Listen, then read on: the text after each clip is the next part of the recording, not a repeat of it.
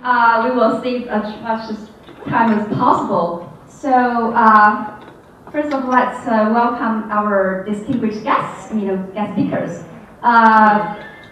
So based on the sequence, I think,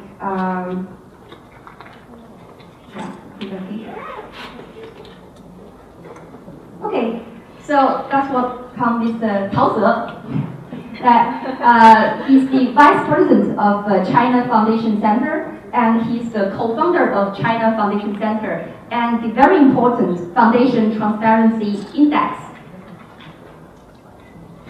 Let's welcome.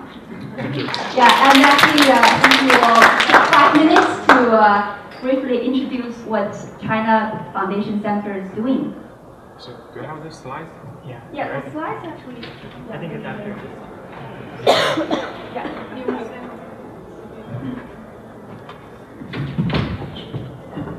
So 5 minutes for the introduce you the China Foundation sector. So this figure to show in the past 30 years how many foundations there are in each year. You can see in the since 2004, the Chinese government has a new regulation to encourage the private sector giving back to the society. And then we have a booming number about the Chinese private foundations. But we have so many foundations. If we want to really develop this sector, we need a very robust and healthy sector. So that's why in 2010, around 35 Chinese influential foundations initiated the China Foundation Center to promote transparency within this sector and to build the trust between public and the foundation. As the key player, China Foundation Center was supported by those foundations to connect the over 3,000 Chinese foundations with the rest of the world. And this is one of our projects called the the Foundation Transparency Index. According to the Chinese regulation, all the Chinese foundations, they have the obligation to disclose the information to the government officer and to the general public. According to the template they should disclose to the public, we identify 6 key indicators. For example, the name of the foundation, the resume of the president, and the income and expenditure. According to how many indicators each Chinese foundation disclosed, we have given them a score. And because we have a foundation database, in this database we collect all the information. So every night, our IT system will review our database to calculate the score automatically. The next day, you will see a new ranking about all these 3,000 Chinese foundations. If you are not satisfied with your ranking position, you can just disclose information. When we put your information into our database, your ranking will become better in the next day. We try to use this kind of project to encourage more transparent foundations. We can see when you go to the Foundation Index website, you can see all this information of each foundation. In your left side is the indicators, if they disclose or not. And they disclose through their website or through other, no one knows some media channel. This part on the right part is their basic information about some foundation information and the mission, vision, and in the past 12 weeks, each week they are positioning. According to this kind of information, you can see if it's trustable or not. And then we got some voice from the Singapore. The ex-Prime Minister Wu Zheodong comments that the China Foundation Center will really have done something to promote transparency in China. He hopes other Asian countries can do some similar work. And at the same time, we would like to see and also looking for some Asian partners to working together. We can hope or initiate some Pan-Asian network or alliance to promote transparency, to develop this sector based on the experience from other parts of the world. So here, thank you for coming to our session. And if you are interested in joining this effort to promote the transparency of Asian Pacific, please come to us after this section. Thank you very much.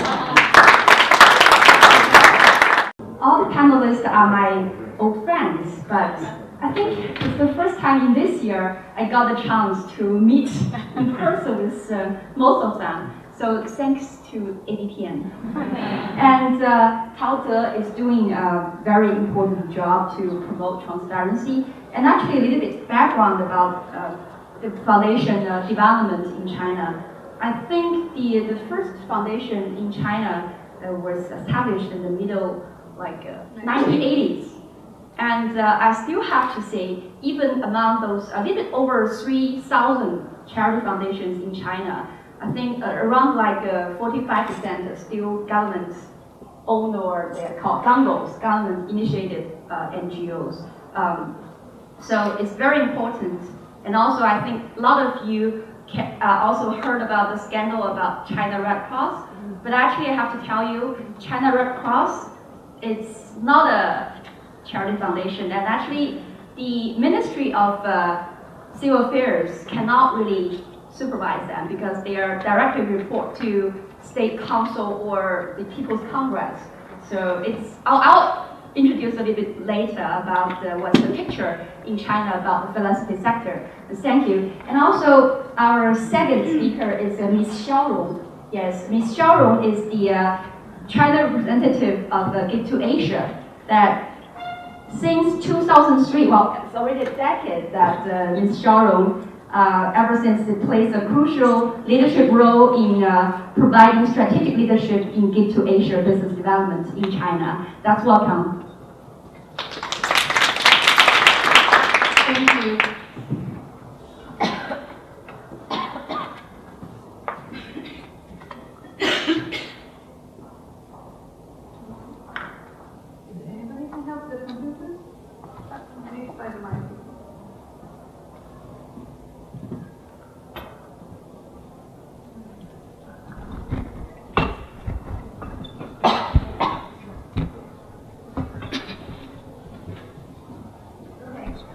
First say who is Give to Asia and what we are doing.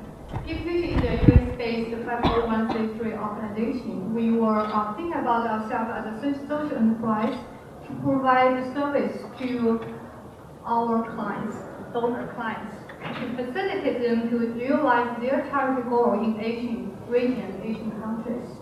And our professional philanthropy service in all of the Asian countries, but I'm working on China programs. But all of our service can be divided as listed over here. Donor advice grant making and custom program design for our clients, philanthropic consulting service, and also physical sponsorship for the local-based organizations.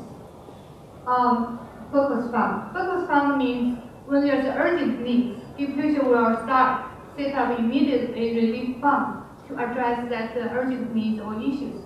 With most of the cases are disaster relief funds. So, for example, we have a Sichuan earthquake in Wenchuan in 2008, and the recent one in Japan and in Sichuan recent one. And also, we are openly doing risk needs projects. That is, we provide the local basic needs by working with our local partners to identify the urgent needs and the partners, and then provide those information periodically to our donor network, and to provide those information for them to do their grant-making decision. Okay, this has some numbers over here since 2003, Give to Asia's program in China. Particularly in the year of 2009, we have made over 10,000. Particularly for fiscal year 9, we made a large grant to China. It's because the Sichuan earthquake Wenchuan happening in Wenchuan, and for the average grant we made to China in the past years is about $7 or $8 million. And so by far, Give to Asia has worked or supported more than 200 grantee organizations in China. Those grantees are also diversified from the so-called government agency and the government operating non-government organizations, and also public health other institutions, local grassroots NGOs. And some institutions and schools, academic schools. And by working with these organizations, we support the areas of education development in China and public health, poverty alleviation, economic development, environment protection, cultural protection, and disaster response. So what kind of local organization we want to partner with? It really depends on the needs and also the feasibility of the organizations. Because for some projects, maybe it's not appropriate for the local for a small size NGO, but maybe have to be work or partner with Chinese governments. So for example, if you have a safety water project all over the 7 provinces in China, probably you have to go to a nationwide organization like China Women Development Foundation instead of several small organizations. And also the below number shows the diversified donor clients in China, making grants in China. So you can see the change of the corporate giving. That's it's the largest donors category to grants in China. And also we have a foundation or community foundation, and also grants from individual or families to support. Okay, why they come to give to Asia? Except the tax deduction and also money giving. I mean, for those donors, they anyhow they want to give money to some charity. Why they come to give to Asia? What's value added by give to Asia? Here you can see for give to Asia we have a local staff. So we think we have a kind of bridge between the donors willing and interested, and also the local community needs. So we have extensive on-the-ground networking and the knowledge of diverse social and economic conditions in Asia. And also we have been setting up for more than 10 years. We're developed much better and better understanding to matching the local interest and the local needs, international donors interested in local needs. So I think that's expertise help us to really help the donors. Based on that, we are help the donor actually to really understand in addition, in order to achieve their goal, how to identify or target really good partners in the local area, and also help to design the projects. Basically, even for the donor advance grant, which means the donor has already had some communication or dialogue with the grantee, but when they come to give to Asia, we are just regarded this project as a kind of concept. So Give to Asia staff will actually working with the grant organization to really develop this proposal by providing, we will say, capacity building by technical assistance. So for example, I still remember in the previous years, we even have to educate our partners what is the difference between the output and the outcome. How you are going to evaluate your projects, and in the end, how can you first convince yourself why this activity you designed will be achieving your goals and your proposed goals. So we will be doing a lot with the local partners and really develop the proposal. And of course, we have developed a very local and compliant process for the international giving to the local area. For example, for China, there's more and more regulation by Chinese government. So how to make it effective and international giving to China, it's become also sometimes a technical issue, how to transfer this money to China. So for example, we have a safe regulation effective I think 3 years ago. So that regulation requires all the Chinese institutions need to have a foreign currency donation bank account to receive any donation abroad from China, outside from China. So what does that mean for international giving, for the international donors outside China? So when they come to give to Asia, we can help them to work these things out. So that is sometimes technical issues, also legal related with that. Also, we have our standard procedure of grant making management. Okay, and then we help the grantee organizations to implement their projects and monitor project implementation and guide them to actually report. And also we do our internal evaluation and do the selective auditing on our grants to China. So I just want to share, by far the auditing sometimes can help us to identify the problems. We do have or terminate one or two grants, or maybe deleted one of the grantee from our eligible grantee list after the auditing.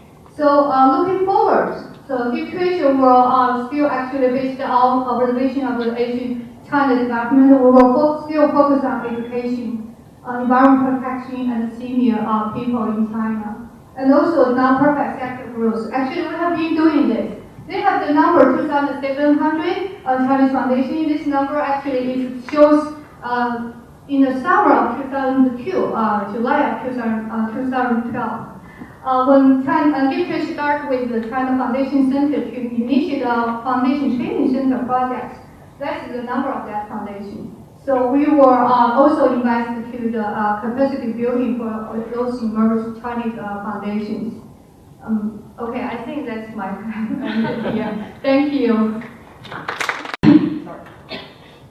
He's the CEO of Transit Impact Fund and also president of Squamfield Foundation. Yeah, something like that, I suppose. Yeah. And previously he was the founder of Qifang, the P2P lending to support students in China. That's welcome. Thanks. So I'm going to share some thoughts. Transist, I guess, if we think about venture philanthropy, we're probably more from the venture perspective than the philanthropy side. We focus on social enterprise or social ventures. And I'm going to share a little bit about the way we see things and hopefully describe where I think there are some growing trends and more people who are starting hopefully to think the way we do and approach the opportunities and the challenges in China the way we do, and give you a lens on where we think things are growing. So it was very well put by Bill Gurley, a venture capitalist in the United States, that in order to be very successful, certainly in the venture and investing world, but I think also in the social sector, you need to be right about something that everyone else is wrong about. So very plainly, you need to be different. You need to think differently in order to differentiate. So you need to be doing something that you end up ultimately right about, which other people are wrong about. And for us, when we look at where Transist operates, at this intersection between technology startups, for-profit technology startups, and impact or social purpose, we think that in China that there are fundamentally some things that people are wrong about. So on the technology side, in technology startups, the sector generally puts a lot of capital into teams that have solutions that they're copying from another place. They tend not to be very focused on delivering value to customers. They tend not to be very creative. They tend not to be very much of their customers and of their clients. As well, they tend to be focused more on making money. How quickly can they make money, right? And they would say maybe fairly are sometimes questioned on their integrity. Like, are they making choices that are at the detriment of their customers or their users for their own profit, right? We think all these things are wrong. They're bad. And that there are Chinese entrepreneurs and a lot of talent who do not need to be playing by those rules or in that game. Similarly, on the impact side, we think that there are some things that are wrong about the way people perceive impact in China. That China, again, lacks integrity, that there is maybe not the interest in community or in society and the contribution to others, that fundamentally there is more selfishness because of the insecurity that we've had over the last several decades, politically and economically. Maybe also that that people need to make a very difficult choice between serving others and taking care of themselves and their loved ones financially. We believe that's also wrong. So in many ways, we think that there's a context for us in our beliefs at Transist that is contrary to that. And I'll share a little bit about what we think and we hope we're right about and what we believe. So what we believe is that China is ready for social innovation, true innovation, where people, entrepreneurs, are looking at the challenges of China, the ones that they know because they're Chinese people in the market of China, not trying to make something that works someplace else work for China, but solving the real problems of China. And of course, the biggest are the ones that affect all of society, right? The social challenges. We believe also that after many years with Xifang and all of us as entrepreneurs, that you can spend a lot of energy trying to push people to believe in your ideas, to show them that, try to raise awareness and show them what you think. But ultimately, we think the most value will be by pulling people, by making compelling cases that people can see a demonstrated effect with transparency and real data that our ideas are true. And lastly, maybe most controversially, we believe that a lot of this social innovation will happen in for-profit models, principally by people not unlike us with business backgrounds. So people who have the experience building real business and then scaling and growing to solve the challenges. And so when I look back at this idea of tech plus impact and where things are wrong today, I think that oftentimes people talk about scale, right? How do I get big? And certainly even in the for-profit tech world in China, everyone talks about getting big and being very fast. But the problem with scale, if you know the mathematics, is scale is magnitude, but it is not direction. It does not include heading. And so on the impact side, we often have purpose or vision. We have this dream of solving something. But we have the challenge of magnitude. How do we have the efficiency, the skills it takes, the resources it takes to grow big, to really meet these big challenges? And so scale without heading or heading without scale, neither are work. So that's where we try to operate. We try to work with the people from a social service background and provide more skills for them to help grow their business to scale. But also, per my last belief that I mentioned, we want to work with technology and business entrepreneurs and help give them a real sense of purpose. And how we do that is, just in conclusion, we do three things. We invest, we incubate, and we incite. So investing, we invested early stage. We're usually the first outside capital. We've invested in 10 companies now. Generally 25, 50,000 US is the normal kind of amount. But we have made one larger investment in China, about $600,000 into a company in Suzhou. And those are companies that are technology-fueled, for-profit businesses trying to maximize their effect, the positive effect in addressing these social challenges. We also incubate. So people with ideas, sometimes our own ideas, we're doing research and development, we're finding social challenges, we're providing resources, we're helping teach them about customer development or human-centered design, and figuring out the ways to really address those challenges from a social venture perspective. And lastly, maybe the way many of you have heard of us, hopefully you've heard of us, is from this inciting that we do. So we do a lot of capacity building for the ecosystem. We've been running a program called the Excel Fellowship for many years now. I think we've just concluded or in the middle of our 5th batch. We take a batch of very promising social ventures to the United States for training, for community building, for meeting successful entrepreneurs and impact investors. And we're working on taking these projects that are an inflection point and helping increase the speed and efficiency at which they grow. This week, actually, I'm rushing back tomorrow night to participate in Excel Youth, where we're taking young university students and graduate students, providing, again, field research training and human-centered design training, and then we're going to fund them through a road trip, as it were, an exploration through China, through the interior of China, through rural communities, to look for real problems, document those problems, and then prototype the ways that they can solve them. And we'll be hopefully incubating some of those, maybe at Gongyi Xintiandi, our new partnership with NPI. But we're also doing things like opening up a database we call VectorList, where we'll be featuring the best projects in China because, again, with the mathematics background, vector is scale plus direction. So, and it is also coincidentally a contagion, a point of contagion for a virus. So we love that, and that we think that growing with purpose and direction in mind and being a contagion and an evangelist to others is a real opportunity for Excel and for Transist in providing openness and data to everybody. That's all. Thank you. Thank you very much. And last but not least, Mr. Gao Guangshen, Vice General Secretary of Sun Culture Foundation. Wow, actually, Mr. Gao, it's the first time I know that he actually spent 7 years in government, 8 years in the sector, and actually 2 years in an energy company. So, Sun Culture Foundation is also funded by a very famous couple actually in China. Wu Chong, right? And Yang Lan. So for those who are quite familiar with China, that you happen to know. So that's welcome, and Mr. Gao Guangshen. Hello everyone, thanks for Dini.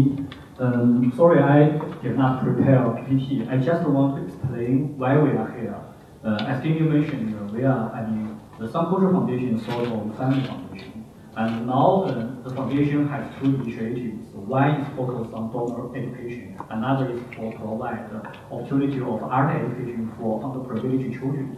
For donor education, since 2010, we're working with the Gates Foundation of Fed Family. We try to influence Chinese ultra-high-net individuals to be more willing to give and smart enough to give with effectiveness and to be a responsible donor.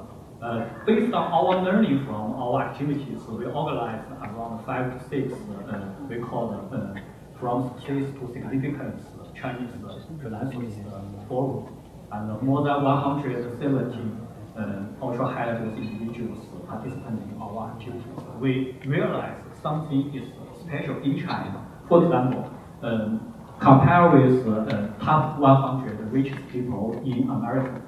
We realized we found in China, the average age is 50 years younger.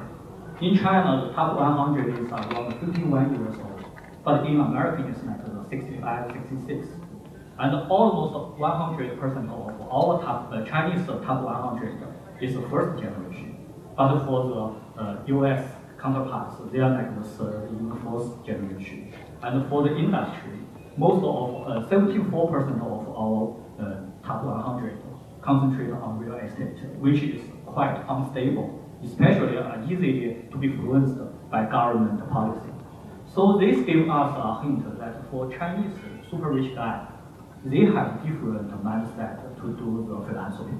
And we also realized for them, because of, to be frank, civil society development or social development is very early stage in China. So these people, their mindset is not very philosophical or social development, it is much more charity. But in the same time, these people, they have very, very strong capacity inside in commercial world. So we realized social impact investment gotta be really good system for them. They familiar with all the concepts, they familiar with calculator business return. So what we want to do is how to influence this super rich guy and provide them enough information so help them or facilitate them to spend more resource to this sector. And in the same time, we also realize one challenge in China is that we don't have much civil society. We don't have too much capable NPOs to receive money and to do things that can satisfy the donor. Like in earthquake in Wenchuan, people said almost 100 billion RMB from social sector was spent by government, and people feel angry about this. But to be frank, currently our foundations, our NPO don't have enough capacity to absorb this money. So I think it's easier for our big donors to think about how to utilize this approach to deal with social issues. And this is also welcomed by the government. So in the future, what our foundation's mission is to introduce this concept and best practice to influence these investors. Thank you. Thank you very much, Mr. Gao. And then I'll take a liberty to introduce a little NPI, what we are doing. And before that, I want to show you a picture. This is the kind of categorizing of China's Chinese NPOs, nonprofit organizations. It's, last year, but actually this year doesn't really change a lot. So, well, it's really confusing, but I have to say this is the picture. So for those who are not really familiar with China, I have to say, think about the world that China 30 years ago, since everything is tightly controlled by the government.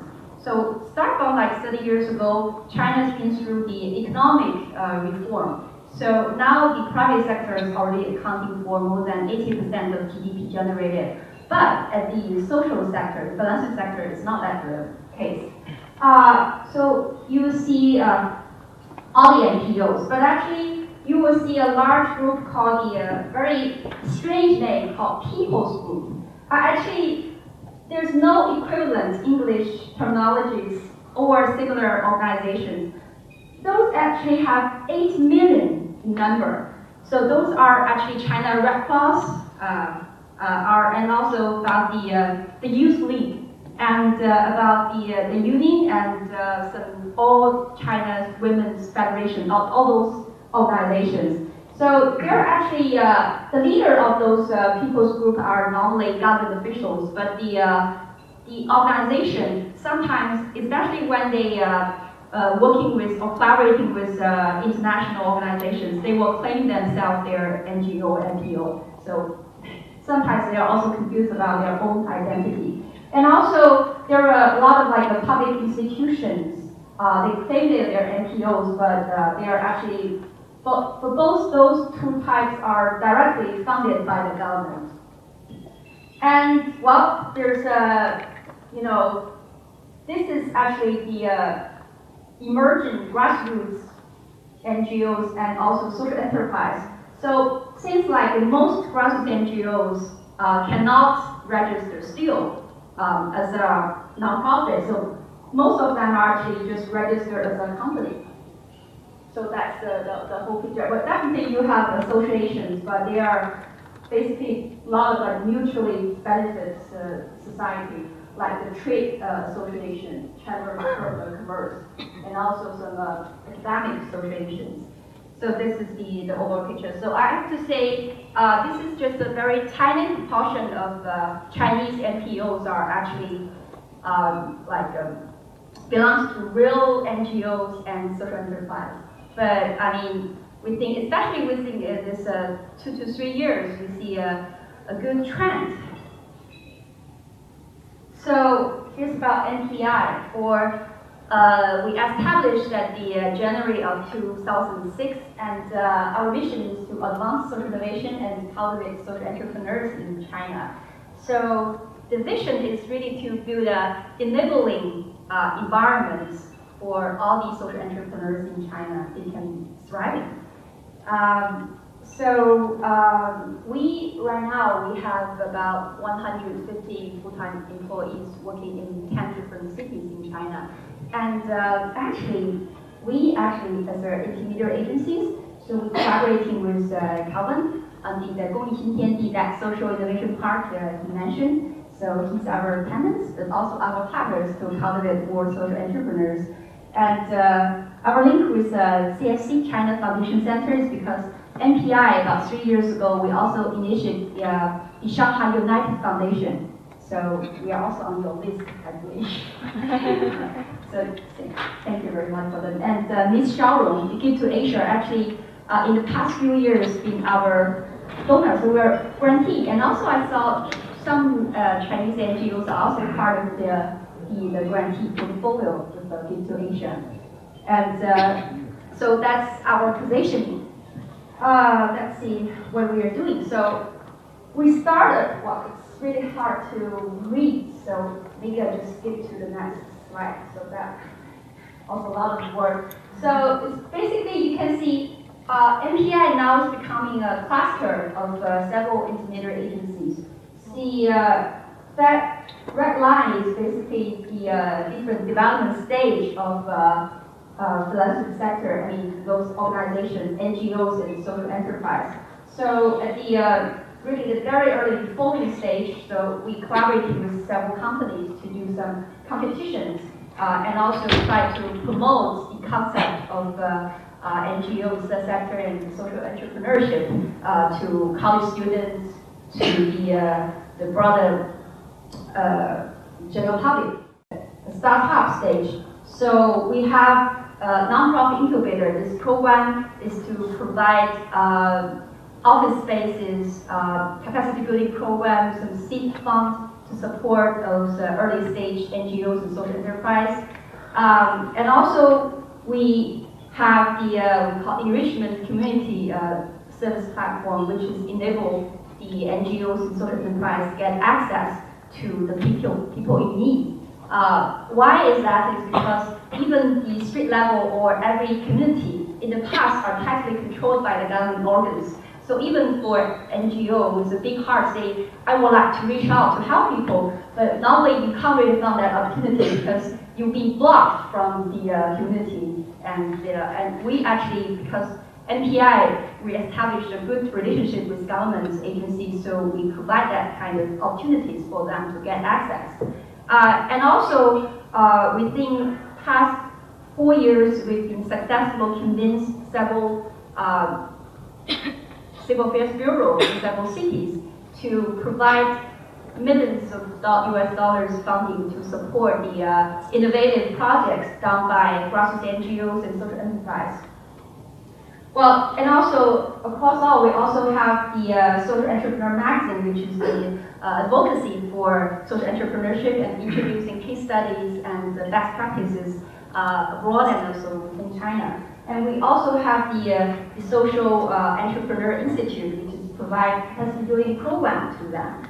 So that's, you see, also with our programs are focused on the early stage startup phase. So that's a great introduction of what NPI is doing. So could you please, somebody help to turn the lights off? Yes.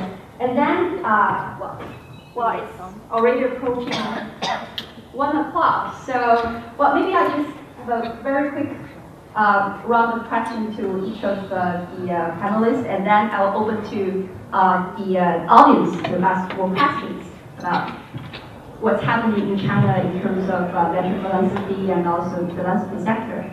So, yeah, I'll just ask Kevin. So,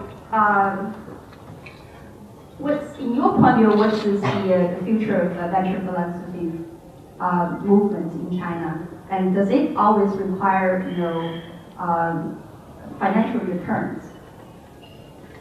It's a good question. I think we're unsure what the future holds too. Our point of view, though, is that there are financial returns to be had. They may be more modest than in the pure private equity or venture capital world, but we're starting to see more and more impact-driven investors, philanthropists, and now even mainstream venture investors who are looking at these categories. Because in the end, what I tried to hopefully share with is that the perspective for social entrepreneurs, like passionate social entrepreneurs in China, is around finding a problem, finding people to serve, and then offering a solution. Which, when you think about it in that way, it's the way all great entrepreneurs do business. And so we talk now to traditional VCs and your partners who are interested in this sector because, well, on one hand, that's the kind of talent and committed leaders they want for their portfolio companies, whether they're giving or angel investing or thinking about their fund allocation for impact. But at the same time, if you look at, one of the things we believe is that when you look at traditional venture capital and traditional technology startups, actually the returns aren't very good anyways for most funds and for most angel investors. And yet, people are convinced that they're investing in the next, Baidu or whatever, right? Google, right? And the truth is, the appetite for risk for those early stage, like very early angel investors in technology startups is not very dissimilar than the patient capital that we talk about in impact.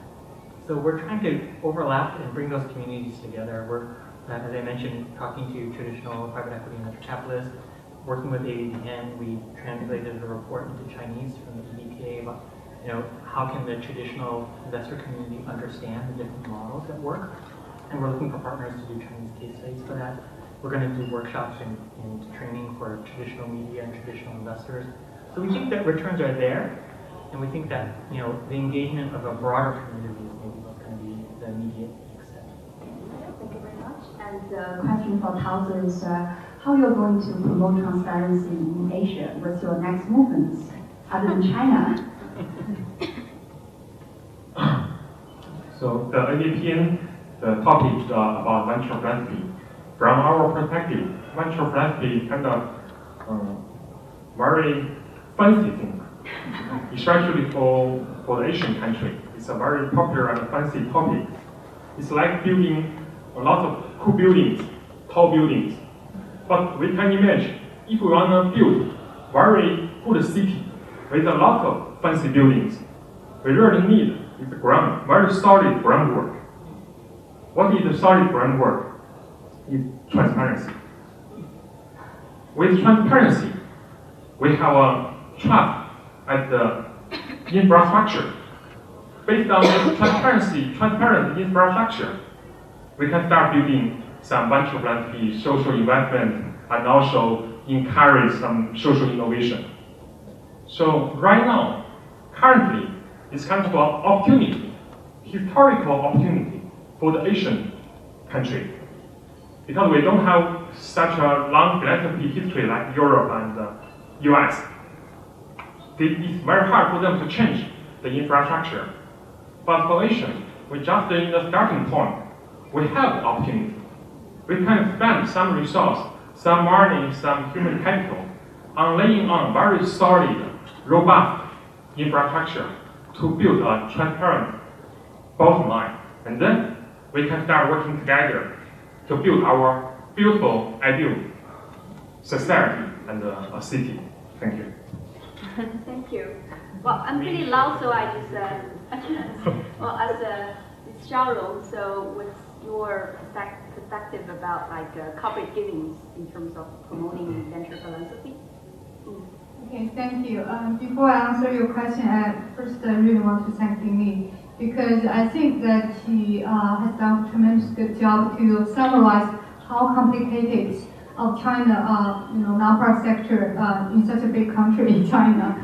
So for example, our corporate donors, they were very careful in terms of even it's a financial giving, but they have a lot of compliance to be a client, and also like the corruption things, bad things, and also, so they were. I think that's kind of good footnote to help people to understand why those corporate donors or also family donors, foundation donors want to work with the organization like Give to Asia, so we can do a much more independent due diligence and help them to really make safe charitable giving. So I just want to add that to Ding. And also, I also want to emphasize because today's conference is for venture philanthropy, and Give to Asia have actually started kind of pioneer projects or pilot project with the project I just briefly mentioned with the China Foundation Center. That training program is quite different with the very normal or yo-yo training center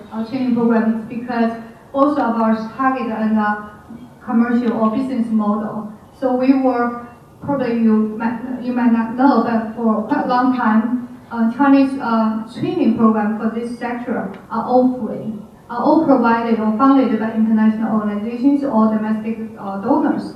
But in terms of long sustainability future, we think that we should kind of pilot social enterprise model to really think about the setup kind of company or training company to help this sector. So I just want to say, Give to Asia trying to be brave, to be one of the pioneers. We don't know how it goes. Just we just started the project about 8 months by far.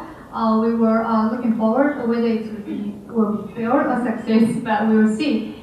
Okay, then back to Ding's question. Like from my observation for international corporate giving to China, I do see the trends change. I would say about like 5 or 4 years ago, almost all those corporate donors, multinational corporate donors working with Give to Asia, much global initiated, or we'll say headquarters initiated. They were just kind of define your project themes and even define the project partners, and then working with Give to Asia. There were several cases. Their local company has no any involvement at all. So, but I would say that it has changed since like 4 or 3 years ago. It's become more and more local Chinese initiatives. So a lot of multinational China company, their branch company, has a great involvement since the very beginning in terms of work, which project they want to support, which area they want to support, and even help the headquarters understand what's the urgent needs of the community they want to help. And also in addition to that, there's also, I do see the trend a lot of employee involvement from those multinational companies, which I didn't see several years ago. And but also I would like to share that when we're talking about international corporate giving, and also DFuture is trying to advance the domestic corporate giving. So, but I would say domestic China corporate giving in China is still more government oriented, which means they will still look like to giving money to Chinese government or civil ministry of civil affairs or Red Cross. Even though today's Red Cross has really bad reputation, but as Guangsun mentioned, like for Sichuan earthquake, Wenchuan 2008, 70% of total grants made by China society actually went to government, like their finance force. So we were looking forward. I think the venture financial giving in China, maybe domestic companies should play even bigger role. Thank you very much. And the question for Mr. Gao is, can you give us some examples that you finally convert some Chinese philanthropists or those successful businessmen to support the development of philanthropy sector? I have a very small story to tell. It's like once upon a time we invite Hong Kong-based social investor to our forum, and in a very small circle, we share the experience about philanthropy together. And he just used a very simple sentences. He said, okay, I divide my investment portfolio to 3 parts. The first one, 70% is for commercial. So I looking for the business return. And the 20% is for social impact.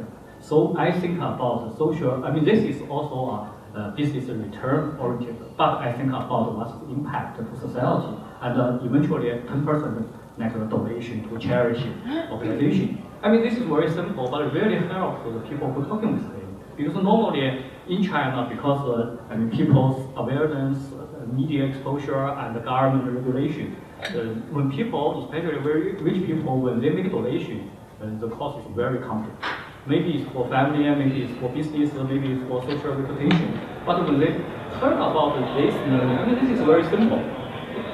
But really influence some of them. They say, okay, with clear objective, it's much easier for us to make decisions. So I think this is sort of, really effective communication in this sort of activities. But the problem is this is very private. Yeah, they now very small circle to discuss this. Okay. Thank you very much. And well, maybe we still have like 10 minutes left. Please, questions from the audience? Please. Michael? So my question is, Carly, you were saying before, solving Chinese problems in China, which I think is great politically, culturally, all that. That's a fantastic approach. But what support do you guys need from outside of China? What would be useful to you from the rest of us? It's going to depend on any individual case, what China might need from outside of China. The truth is probably not that much in most cases. China needs to solve Chinese problems with Chinese expertise, Chinese capital, and Chinese energy, right? But so we also often hear of like innovation arbitrage or business model arbitrage, where people want to take other ideas and maybe adapt them to China. Or I think when I think about overseas China, it's like Chinese like myself is maybe closer to China, but maybe from outside of China to the Chinese diaspora. Of course, there's a lot of resources and a lot of training But I think, you know, it is when China and the venture philanthropy sector can get to a level of contribution and not so much taking, that I think the world will have the most to collaborate on, right? So China has its own social enterprise, its own philanthropy and foundation, transparency and reliability, and then there's an equal footing to discuss. But I think until such time as we can build up something for ourselves, like outside influence is only at risk of, you know, bringing something that works someplace else and trying to make it work here. I think it's not very sensible. Yeah, I agree with Kevin very much. And for us, you know, how to influence the most successful business leaders in the world is very difficult. I mean, the most effective way for us is peer communication. I mean, they're only working with their peers who share the same experience and mindset. Like when they met a very long history US-based family, they spent 3 hours just to discuss how philanthropy can help a family to live peaceful with each other, to care each other. I mean, this is very important. This is very, impactful for these people. I just want to add at least one thing we need from outside China is international advanced experience. I think China in the past 30 years, you can see China really good at learning and copying and with its localized expertise. And I think that's also true for this non-profit sector or civil society development. Okay, so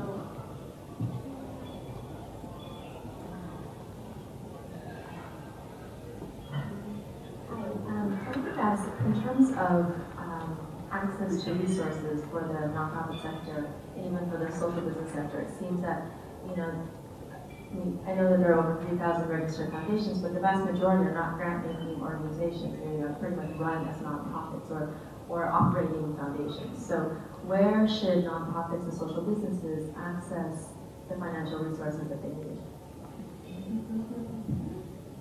Especially given that there's so much distrust of the NGO sector, and also they can't register as nonprofits, so they're registered as businesses. So then no one can see that it's actually a charitable organization.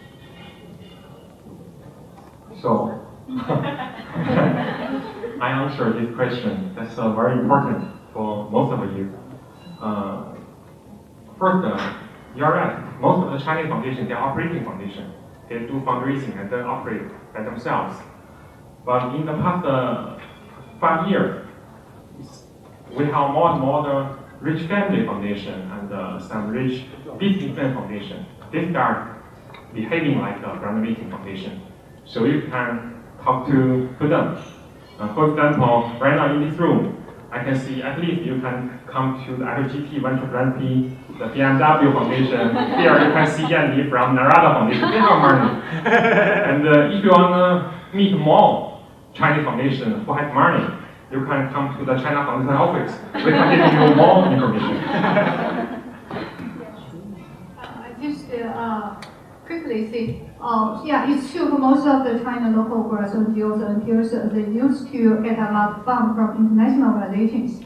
But also, it's also true, as Hauser said, I think that there's several Chinese foundations already start to think about to change their mission from operating to grant making. And actually, Give Future in the past 2 years has been consulted or required to share how to do projects, how to do grant making, how to really do effective projects in terms of the procedure or organization framework.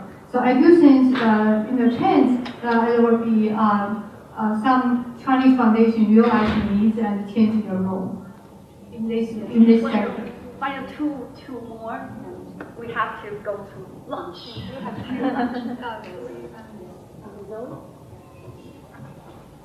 Yes, thank you. I'm from Asian Development Bank. We actually provide some resources to the government, and some money is being implemented by NGO and NGO. So maybe one of the answer will be resource from multilateral development partners. And my question is that a couple of years ago, I found that India government they passed Company Act bill amendment, allocating 2% of the all the company like net profit to be allocated to corporate social responsibility (CSR). And then also I found in China there are many like multinational like content, like global content. Like for some European countries, even Korea and Japan, they have like a strong rule like company must allocate some resources for CSR, philanthropic activities. So my question is that, is there any potential like a possibility in the future in China government may consider this kind of new trend? Or maybe there are many global content in China. I think maybe China government may consider like some kind of action, like let them do like more proactively in this area. Maybe Mr. Gao from the government side, better position to explain. Maybe I'll say something first.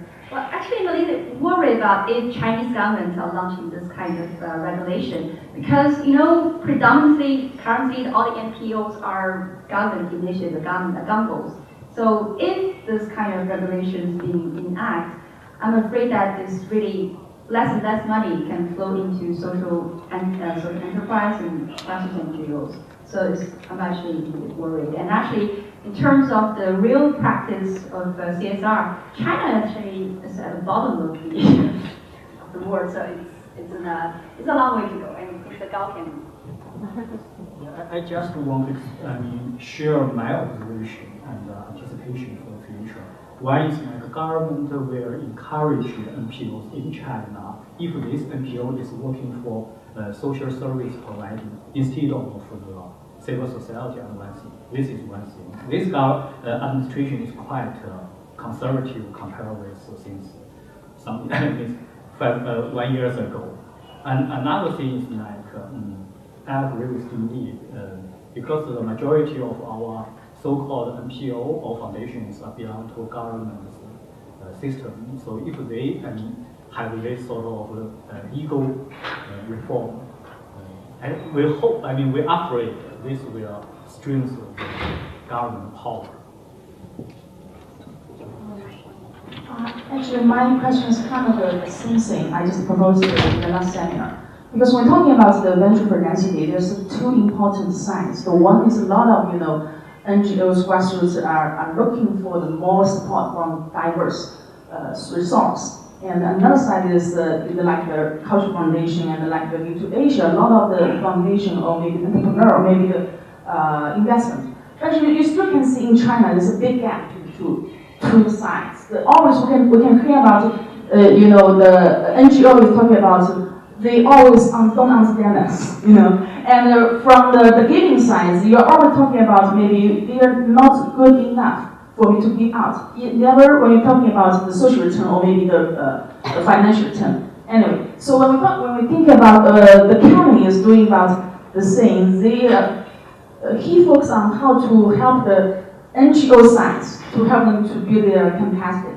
So I would like to ask Guangshen, because you do a lot of effort to educate the entrepreneur in China, right? And a little bit different, my view is different from the Taozi, because I think China has a long history of charity. But we never had a systematic, the philanthropic maybe. So what do you think the critical initiative you think you can really impact and then educate the Chinese entrepreneurs? Thank you. I think sometimes for the people from commercial world, they are much more easier to understand how to support the organization in sustainable way. Compare with like the CSR donors or all the ultra high net worth individual donors, they are much more friendly to NPO, especially when they approve the institutional budget. They understand if you want things to be done in good way, you should invest human capital, you should invest institutional cost. So something is like how to help NPOs come into the vision of the donors. In China, it's easier to, some NPO, because they already have reputation, have credibility, so all the people support them. Everybody wants to invest. But for a lot of, NPO with great potential, we did some, patient donor to support this sort of NPO, and maybe after 2 years incubation, they can be a really good recipient for the social resource. So we hope it's like some influential donors, they can be patient enough and focus less too much on visibility. Well, thank you so much for this invigorating discussion. Well, time really flies now as well. It's approaching 1:15. I'm starving, and I guess you all will be starving. So let's give us a big round of applause to everyone.